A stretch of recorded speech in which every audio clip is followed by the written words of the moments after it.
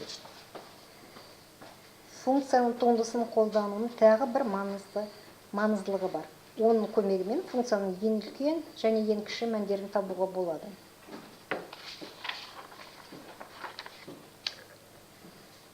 Бірінші мысал қарастырайық. Берілген функция fx тең x куб минус 3x квадрат. Осы функцияның мәнін, ең үлкен ең кіші мәнін берілген мына аралықта қарастыру керек. Минус 2 және 4. Алгоритмі келесі. Бірінші қадам осы функцияның туындысын табамыз. Туындысы 3x квадрат минус 6x. Екінші қадам сынық нүктелерін анықтаймыз. Ол үшін біз туындыны 0-ге теңестіреміз. 3x квадрат минус 6x тең 0-ге. Толымсыз квадрат теңдеуін алдық. Көбейткіштерге жіктейік.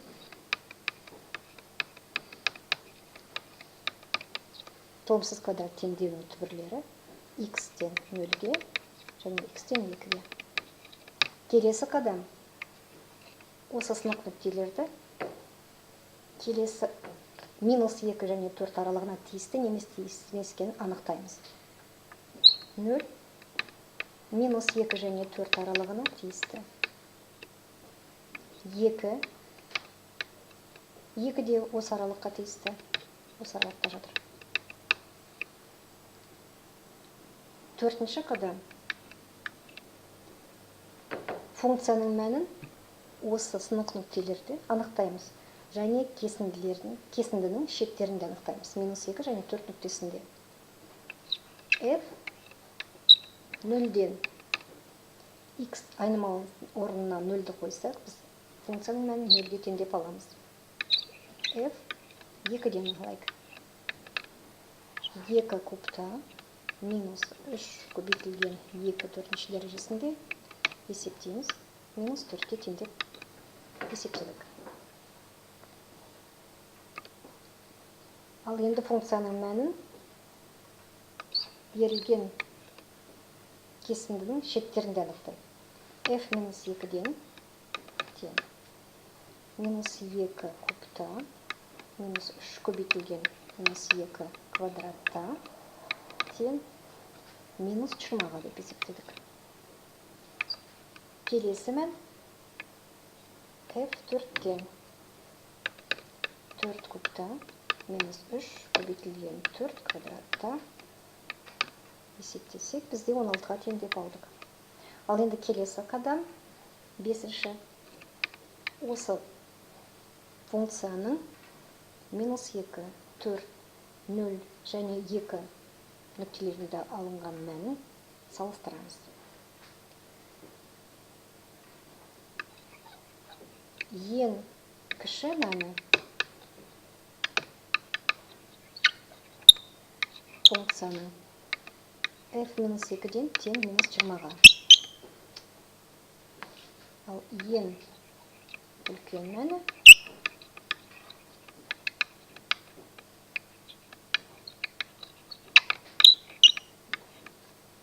f 4-ден тең 16-ға.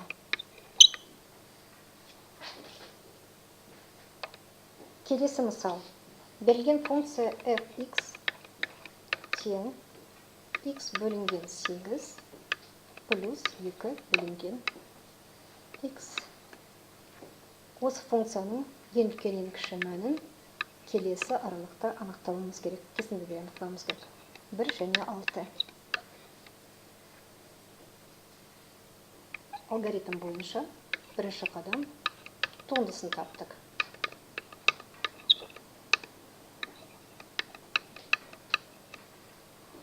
Екінші қадам сынық нүктелерін анықтайық. Туындыны 0-ге теңестірейік.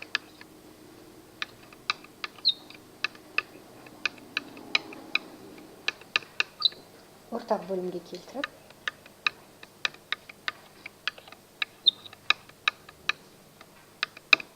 туындыны 0-ге теңестірдік. Бөлінді бізде 0-ге тең, егер оның алымы 0-ге тең болса. X квадрат минус 6 0-ге тең деп, толымсыз квадрат теңдеуінің түбірлерін таптық. x'тен плюс минус 4. Келесі қадам.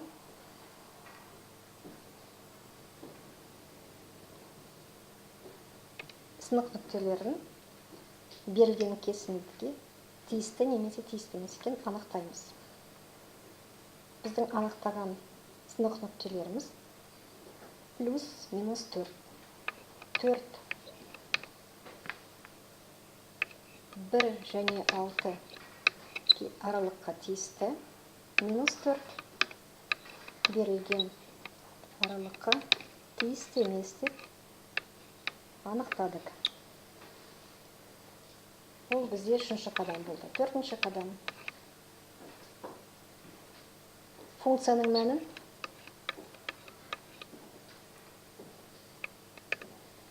айнымалы 4-ке тең болғанда анықтайық.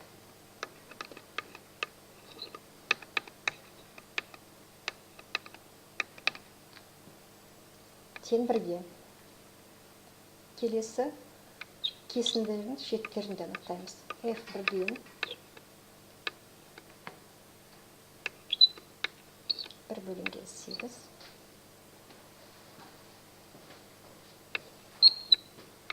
плюс 2 бөлінген 1. Тең 2,8-ден 1 деп қадық.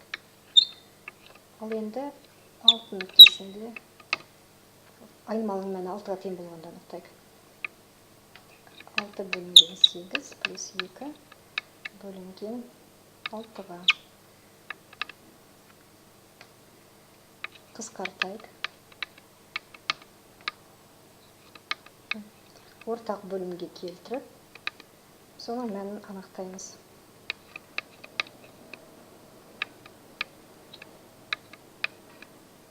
12-ден 13 деп анықтадық. Ал енді осы мәндерді салыстырайық. Функцияның мәндерін салыстырайық. Ең үлкен мәні бізде f1-ден ол 2,8-ден 1, және ең кіші мәні бізде f4-ден ол 1-ге тең. Жазып өтейік. Ең үлкен мәні. Ең үлкен мәні бізде f1-ден болды. Тең 2,8-ден 1. Ал ең кіші мәні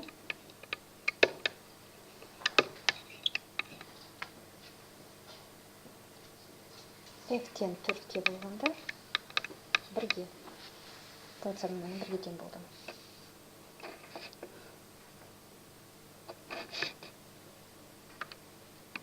Туынды көмегімен ең аз қаржы, материал, уақыт, еңбек жұмсап, күтілетін нәтижені қалай анықтауға болады деген сұраққа жауап беруге болады. Мысалы, келесі тапсырманы қарастырайық. Келесі есепті қарастырайық. Бізге 60 метр сым берілген. Осы 60 метр сымды қолданып, тік төртбұрыш тәрізді қоршау жасауымыз керек. Қоршау жасағанда бізді ауданы ең үлкен болатындай қоршаудың өлшемдері қандай болу керек дейді, тік төртбұрыштың өлшемдері. Егер біз енін x деп белгілеп, және ұзындығын y деп белгілесек, және 60 метр сымды периметр ретінде қарастырып, периметр формуласымен қолданайық. Сонда ен мен ұзындығының қосындысы бізде 30-ға тең. Ұзындығын ен арқылы өрнектейік.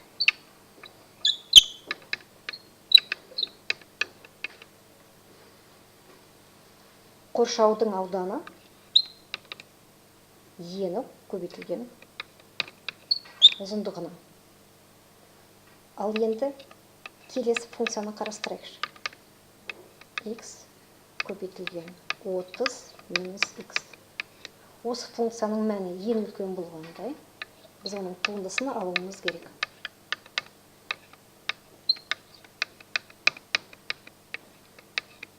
Туындысы бізде 30 минус 2x дейді. Алдыңғы есептерді қолданған алгоритм бойынша сынық нүктелерін табуымыз керек. Ауданды туындыны 0-ге теңестірейік. Х тең 15-ке. Ені 15-ке тең, қоршаудың ұзындығы да 15-ке тең болады. Онда бізде қоршау шаршы болып табылды. Онда ең үлкен ауданы 60 метр сымнан жасалатын. Ол шаршының ауданы 225 метр квадратқа тең.